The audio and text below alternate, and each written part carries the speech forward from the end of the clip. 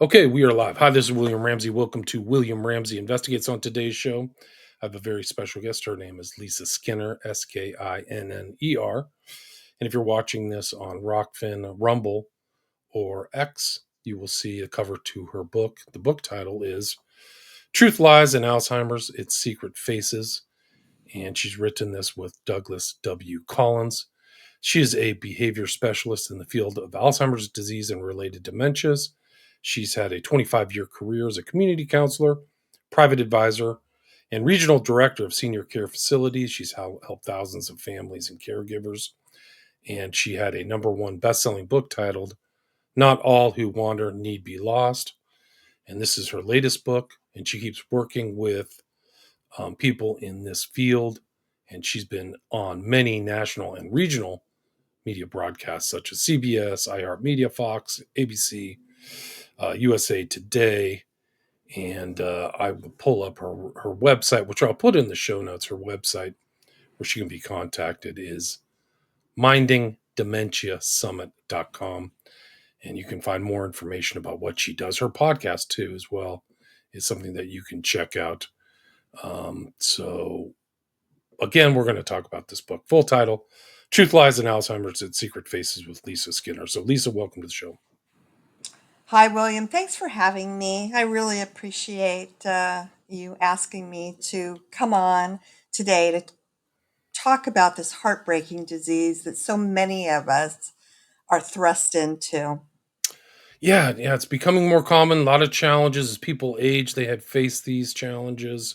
Maybe when we're younger, you don't see it up front. Some of the people's parents, or unfortunately, their friends, have some of these either memory or dementia or Alzheimer's. Maybe you can talk about your background, how you got started in this a quarter century ago, and then we can just go from there. My first experience actually dates back 50 years. Oh, wow. Yeah, with my personal experience, my first personal experience was with my grandmother. This was my introduction to Alzheimer's disease as a teenager.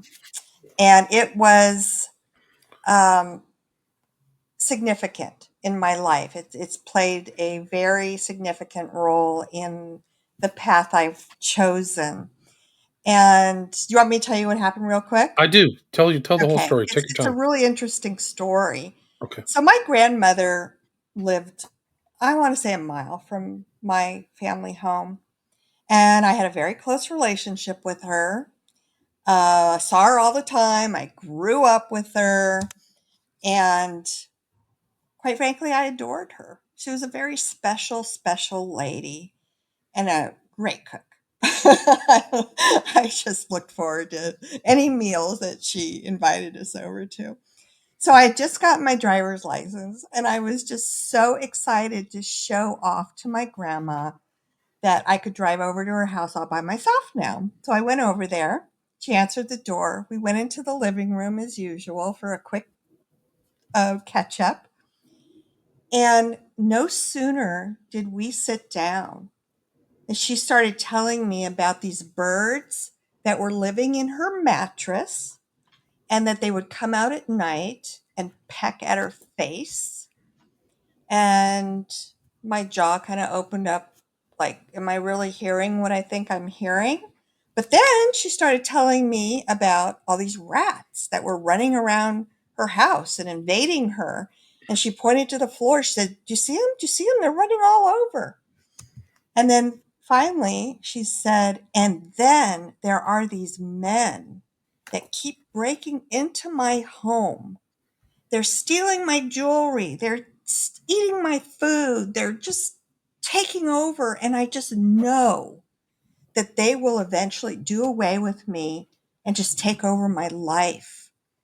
And I don't know what to do about it. I'm so scared all the time. I can't sleep at night because these birds are pecking at my face. And by this time my jaw is down to the floor. And it's the most far-fetched stories I have ever heard in my life, but I grew up in the generation where you do not contradict your elders. You always show the utmost respect. So I really didn't know how to respond to these stories I'm listening to coming. I mean, I didn't even know that there was anything wrong with my grandmother because my mother never told me. She never said a thing. Right. So what I did out of respect for my grandmother, not that I understood anything about brain diseases or neurodegenerative conditions, but completely out of respect for my grandmother, I empathized with her and I said, "Oh, Grandma, this must be terrible for you." I said, "I want to help you. I want to see if we can maybe get rid of the rats or get rid of the birds or, just do whatever we need to do to help you feel safe again and you can start sleeping again." I said, "Let's start by going into your bedroom. And I want you to show me where these birds are getting in and out of your mattress. So maybe we can call somebody that can take it away or do something about it." So we went into her bedroom. I threw the covers off her bed. I'm looking everywhere for signs of birds, holes, whatever. I couldn't find anything. And I said to her, "Grandma, help me here. I'm not seeing anywhere where they're actually getting in and out of your mattress. Can you show me a hole or where you think that how they're accessing your mattress?" And of course, she just kind of stared at her mattress and then she turns to me and looks me straight in the face and she says, "Oh, Lisa, they're there. They're just very, very clever." And of course, later on, when I chose this as my profession, I learned that people living with dementia, one of the brain diseases that causes dementia, they become very masterful at explaining their stories to you. And that's exactly what she did. It was brilliant. And I stayed a little while longer and then I went home and I kind of chewed my mother out and I said, "Why didn't you tell me that there was something wrong with Grandma?" I said, "This is how I had to find out." And I didn't know what to say. I didn't know what to do. And she said, "Yes, your grandmother has been diagnosed with senile dementia, which is synonymous today with Alzheimer's disease. And Lisa, we're not going to talk about this anymore." And that was the mindset back then 50 years ago. Wow. People did not want to talk about Alzheimer's disease or senile dementia or whatever you want to call it. It was taboo. It carried back then stigmas that have followed us through today. But people kept it a secret in their families because they didn't want anybody to know that a crazy person was part of their family, which, of course, now we know this is not mental illness. This is actual brain disease that's damaging our brains. And these are the behaviors we're seeing as a result. So, as a teenager, my first experience was to witness my grandmother having a false belief or a delusion. Those were the birds in the mattress. She was having hallucinations with the rat. She was actually thought she was seeing rats running all over her floor.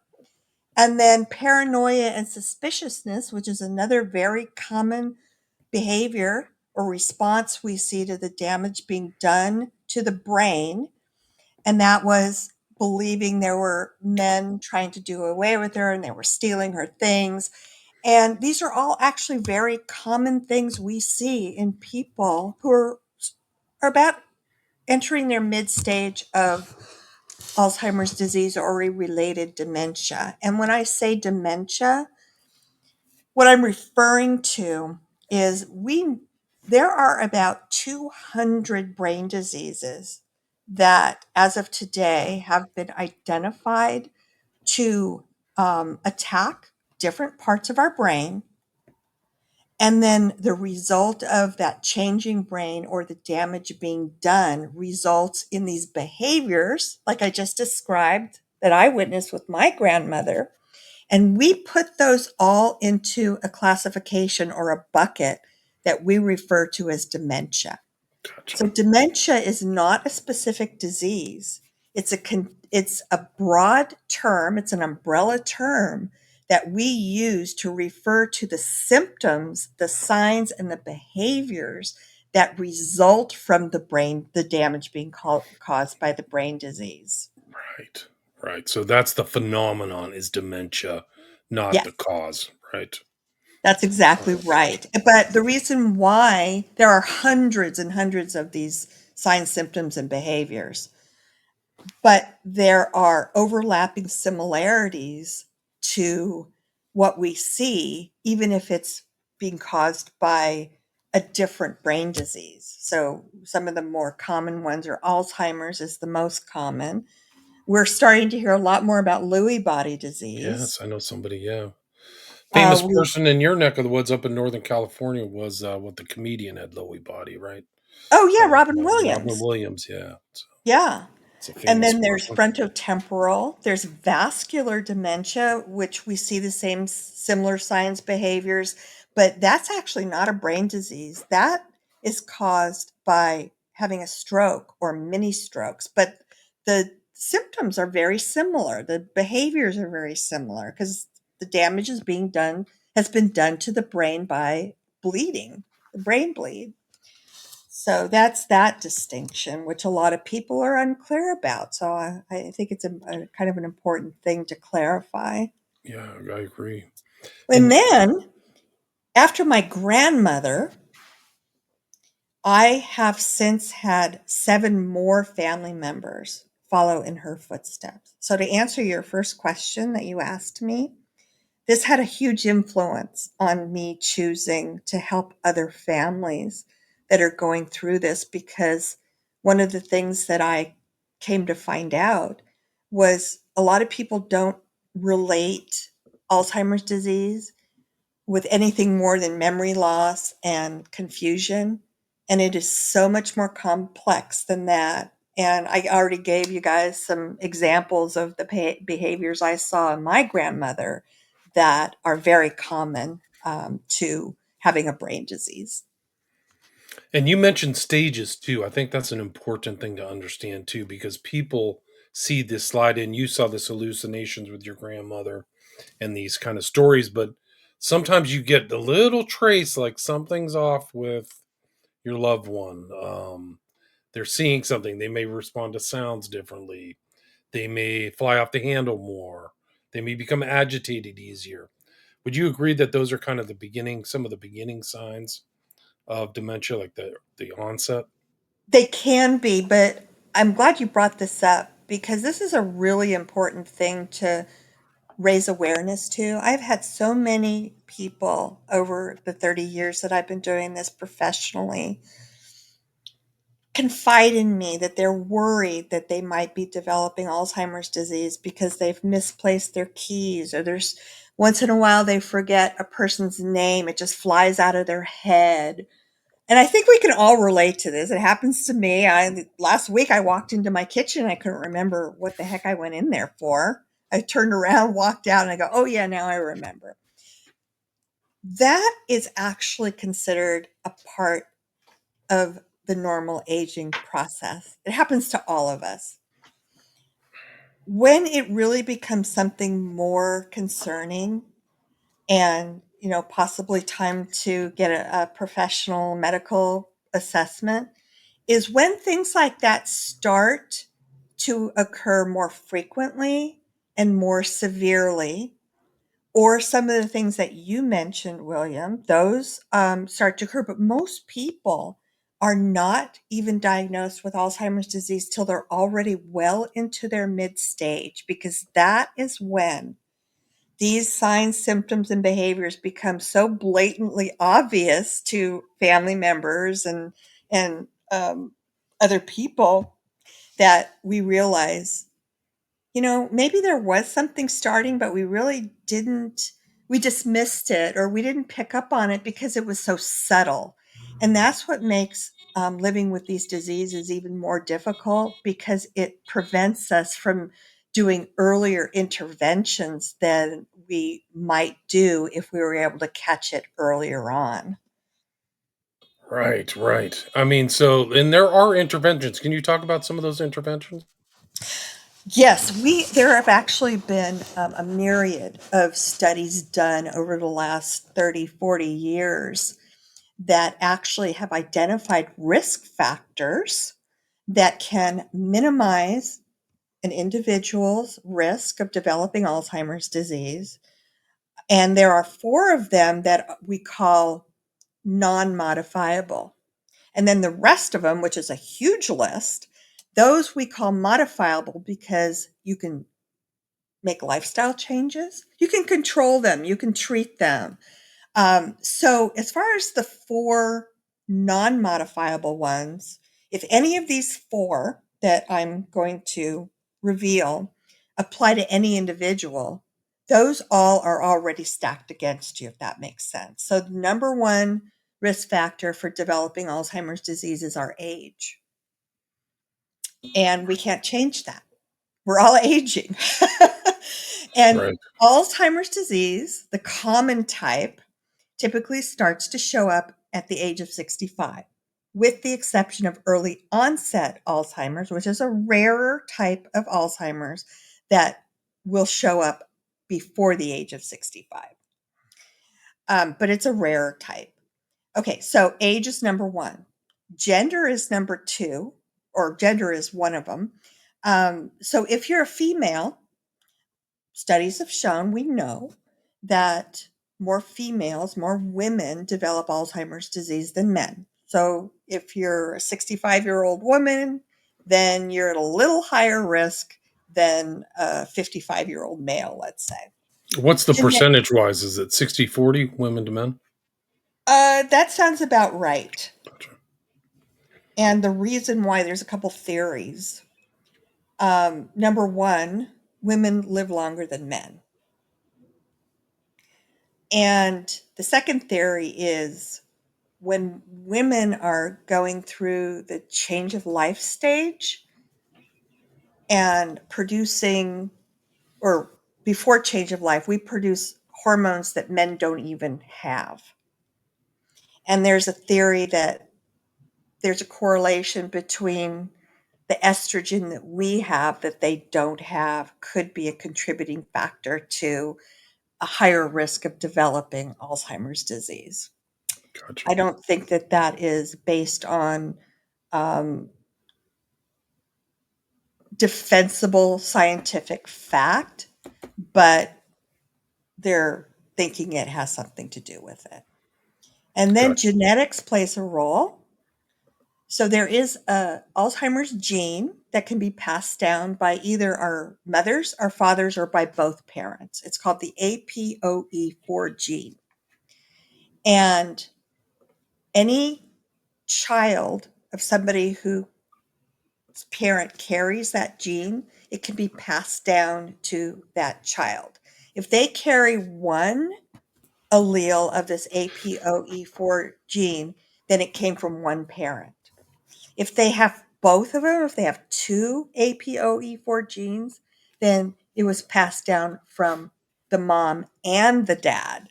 And that increases your risk even more of developing Alzheimer's disease later in life. Now, I just want to reassure everybody, if you found out that you carry both genes, does that mean you're going to develop Alzheimer's disease? And I want to tell you, no, it does not.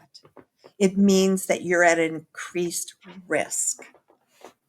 So hopefully you can sleep tonight, because it does not mean it could skip you. Maybe you didn't inherit that gene. But all of these things that I'm talking about increase a person's risk, does not mean that they will get it. Gotcha. And I mentioned a few minutes ago, I have 8 family members who have developed one of the 200 known brain diseases that cause dementia. 5 of those are blood relatives, and the other 3 were through marriage. Like my mother-in-law was one of them. But 5 of them are in my mother's family. She didn't have it. But I do go through life knowing that I am at increased risk, because obviously it runs in my family. So I have to pay attention to that. Is there anything I can do about it? Yes. Is there any way I can prevent it? Absolutely no. There is no known prevention. And then the fourth modifiable risk is ethnicity. And we do know now that certain ethnic backgrounds have a tendency to be at a higher risk of developing Alzheimer's disease than others. And we can't change our ethnicity. So I'm just going to, for sake of time, I'm just going to go through the four non modifiable because those are the ones that any of those four that I'm talking about apply to any individual will increase your risk of developing Alzheimer's disease. But then, and I'm not going to go through these in detail, but I'm just going to mention them. There are quite a few risk factors that play into increasing your risk even more because they're going to be added on to the non modifiable ones. And the number one modifiable risk factor is cardiovascular disease. So, anybody Mm. out there living with heart disease, high blood pressure, um, it does increase their risk, but we refer to it as a modifiable risk factor because it can be treated. Your doctor could, treat that condition, that medical condition. There are a whole bunch of medical conditions that fall into um, increasing a person's risk. Diabetes is really huge, sleep apnea, hearing loss, but all of those can be controlled and managed under a doctor's care. So that's what makes the difference between modifiable and non modifiable. And then the other really important ones to be aware of that studies have shown direct correlations to a person's risk of developing Alzheimer's disease is falls under lifestyle choices. So the foods we eat, I think that there's absolute truth in that old adage, you are what you eat. And we have found through these studies that the worst foods that we can eat are ultra processed foods. They cause inflammation in our bodies. They also cause inflammation in our brains. And there is a direct correlation between inflammation and a risk of developing Alzheimer's disease. So that's a lifestyle choice. It's recommended that, to minimize your risk as far as dietary choices goes, to maybe follow more of a keto or a Mediterranean style diet with more leafy green vegetables and complex carbohydrates versus simple carbohydrates because we know they spike the glucose levels in our bodies. So, again, that's controllable if we choose to make those adaptations in our lifestyle. The other thing that we're seeing a direct correlation to a risk of developing Alzheimer's disease is getting a regular exercise. And it doesn't have to be the old no pain, no gain type of really rigorous exercise. You can walk for 20 or 30 minutes, 4 or 5 days a week, and that will suffice in lowering your risk of developing Alzheimer's disease.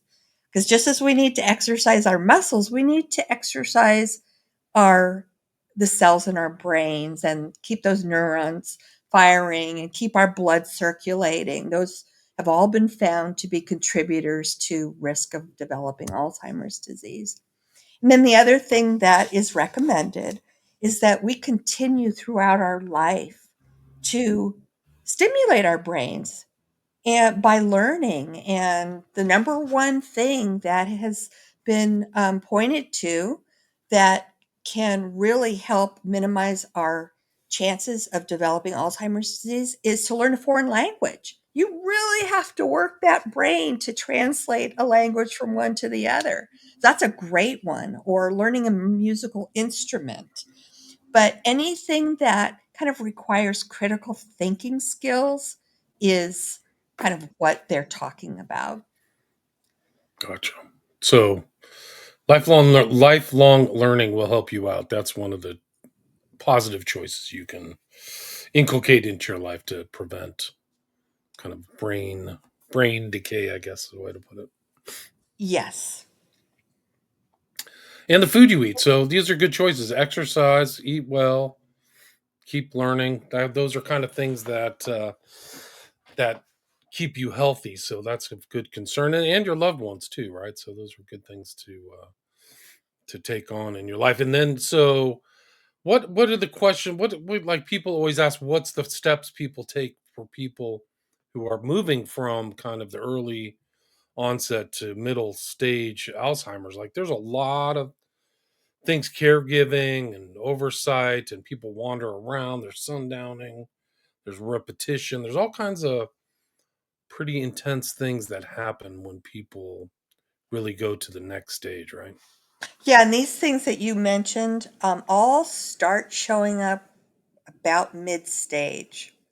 Before that, they're pretty subtle.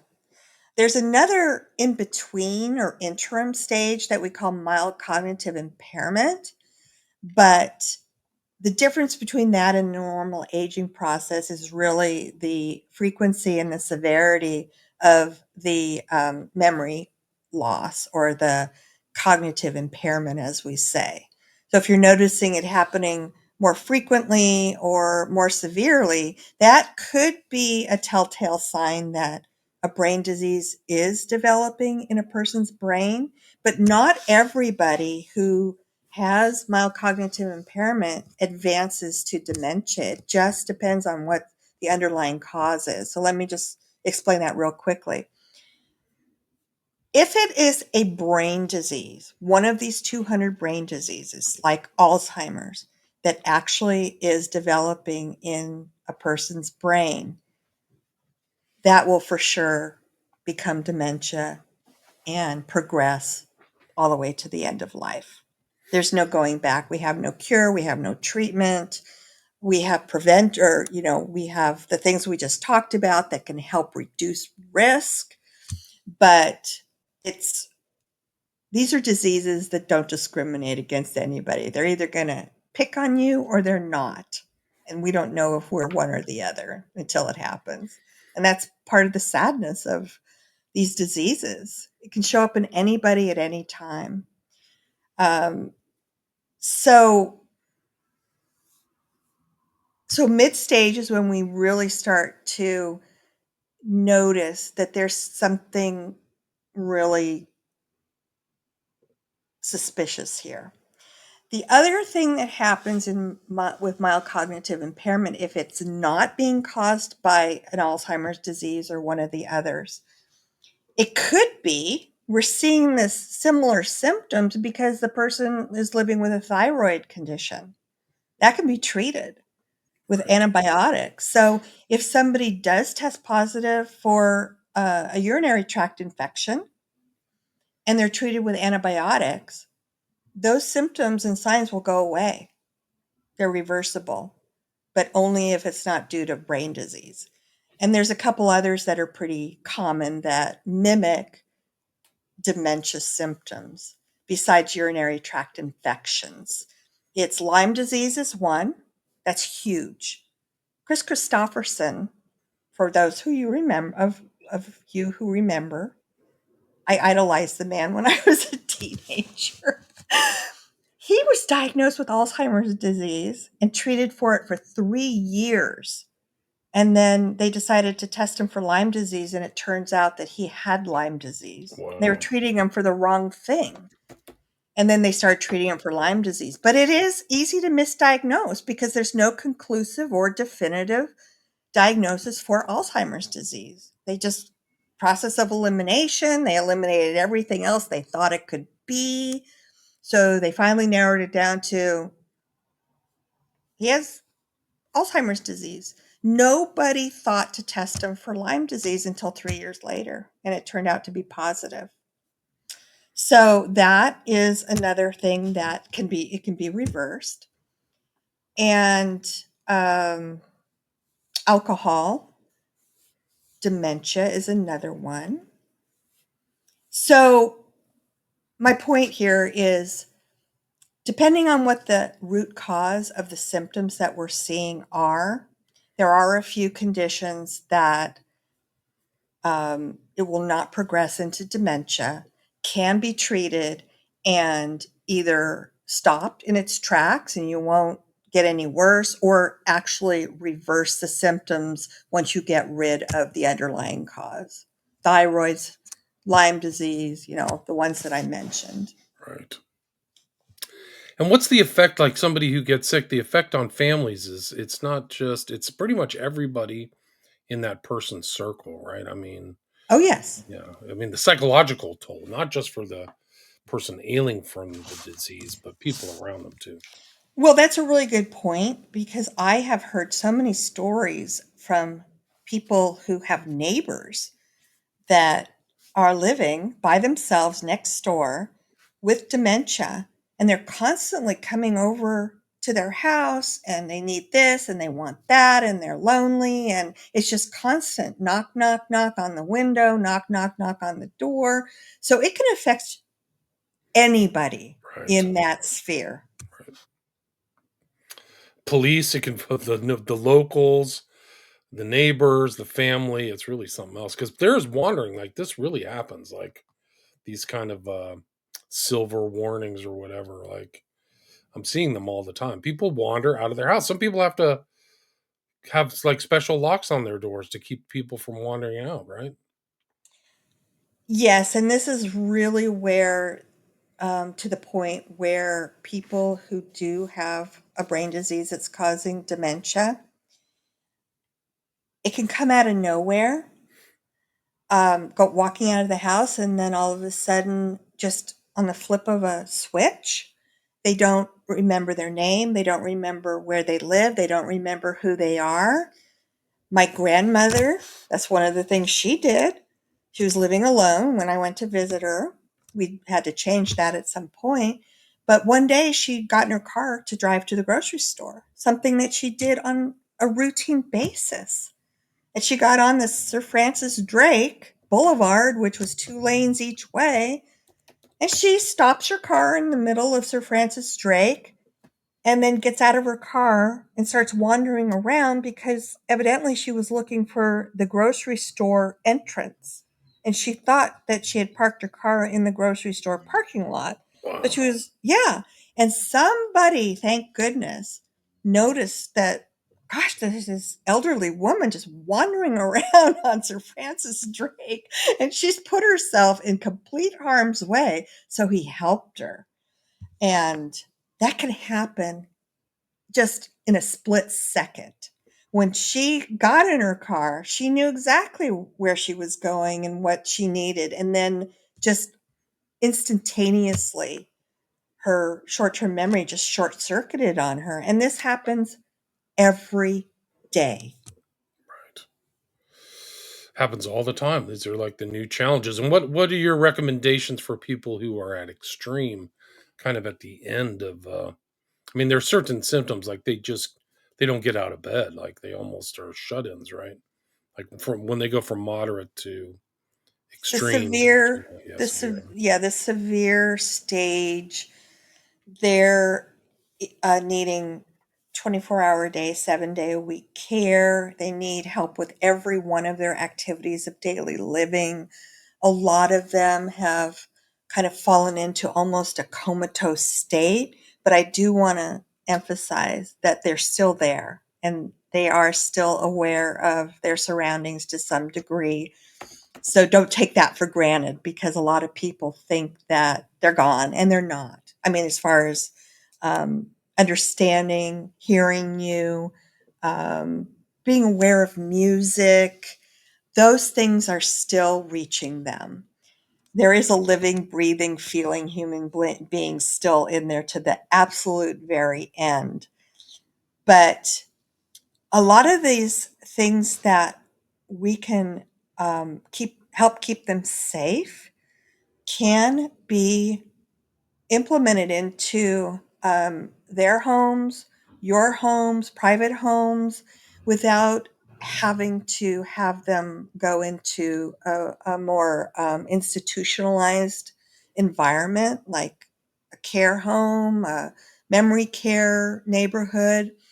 But I think the main thing to understand here is there are a lot of products out there and things that we can do to help keep them safer if they want to stay home, if you make a decision to keep them at home, but you really have to make sure that their needs are taken care of. They really, I mean, send caregivers into their home and implement certain safety protocols that will help keep them from opening the front door and walking down the street and then not and getting lost because they don't remember their name or how to get back to their house, that type of thing. Right. And it's kind of a slow process. It usually doesn't advance very fast. Would you agree with that?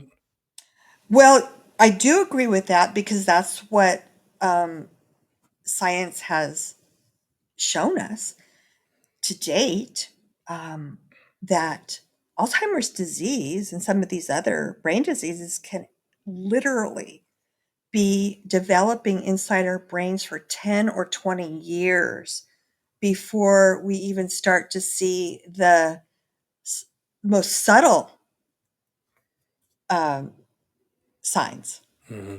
A long, long time. Some of them it's develops quicker than that, but when we start seeing symptoms, it's realistic to believe that they could have been developing it for decades before we actually start seeing the symptoms. So it is slow developing in some people and faster in other people. Are there any modern tests or anything that can show that kind of early development taking place for people, MRIs or some kind of cognitive test or whatever? We don't have anything conclusive or definitive to actually pinpoint that diagnosis, but there are a lot of tools out there, like an MRI, that can show atrophying in the brain. In other words, the brain shrinking. That is a sign of brain disease developing. The brain actually starts shrinking. So if you look at of a photo of a healthy brain and one of a brain that has Alzheimer's disease, the size of the brain, the difference is just shocking. Hmm. That can be seen. There's a PET scan that can show um, things like that. There's a new blood test that has just been approved recently, like in the last couple of months, that can now show if there's evidence or signs of something developing, but again, not conclusive or definitive.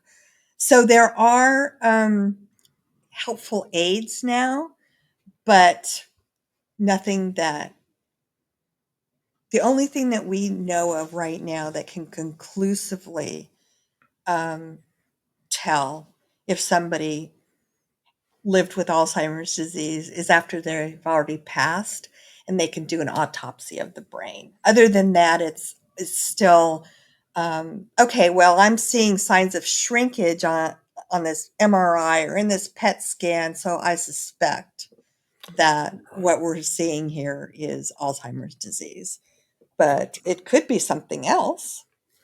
Right, that's the most important is get a proper diagnosis, right? Just like Christopherson's situation is make sure you're properly diagnosed because you may have some other disease too. I mean, Yeah, I who think that knows? they're probably going to have to start routinely testing people for Lyme disease now because it does mimic the many of the symptoms and the signs and the behaviors that we see with other diseases that cause dementia symptomology. Right. Lisa, we are at the 40-minute mark. Is there anything else you'd like to add or anything I missed before we wrap it up? One thing, and I tell this to everybody, nobody wants to be blindsided by an Alzheimer's diagnosis. It's devastating on families, caregivers, and the people who are diagnosed. My suggestion is to be more proactive, be more prepared if it happens to you, And we're being told that the number of people who will develop Alzheimer's disease just in the next 25 years is expected to triple worldwide. So the chances of it touching your family are high, or they're there. Be prepared.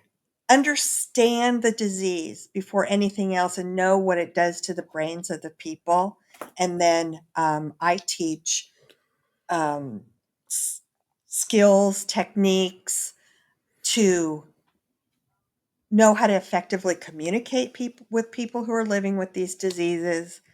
And I would like to invite everybody out there who is going through this now that I do offer a podcast. I've been doing it for 2.5 years. It's a highly rated podcast globally, and it's a resource for everybody. I talk about every aspect under the sun about living with Alzheimer's disease and related dementia. And that's a free resource for everybody. And that's Truth, Lies, and Alzheimer's, right? So people can find that anywhere. Same title Apple, as my book. It just yeah, doesn't have its secret faces, but that is my podcast, Truth, right, your Lies, and podcast. Alzheimer's. And then your website is mindingdementiasummit.com, right? So there's Correct. also more information there in some of your other interviews. And is that the best way to contact you as well as through that? Uh, I have a Facebook group that you can message me. That's called Lisa Skinner Author on Facebook, Okay. or you So can hit contact on my website. website, okay. Yeah. It's good. So there's places to contact you. And the Yes. book can be found on Amazon. So let's get that back up. Let's get the title. Full title again is Truth, Lies, and Alzheimer's: Its Secret Faces. The author is Lisa Skinner, Skinner. And I'll put links to her Facebook group, her website, and her podcast in the show notes so people can check that out. And thanks so much for your time and your wealth of information. I really appreciate it. Thanks again for having me. I Okay, stay there. appreciate that. Great. Stay there. Stay there.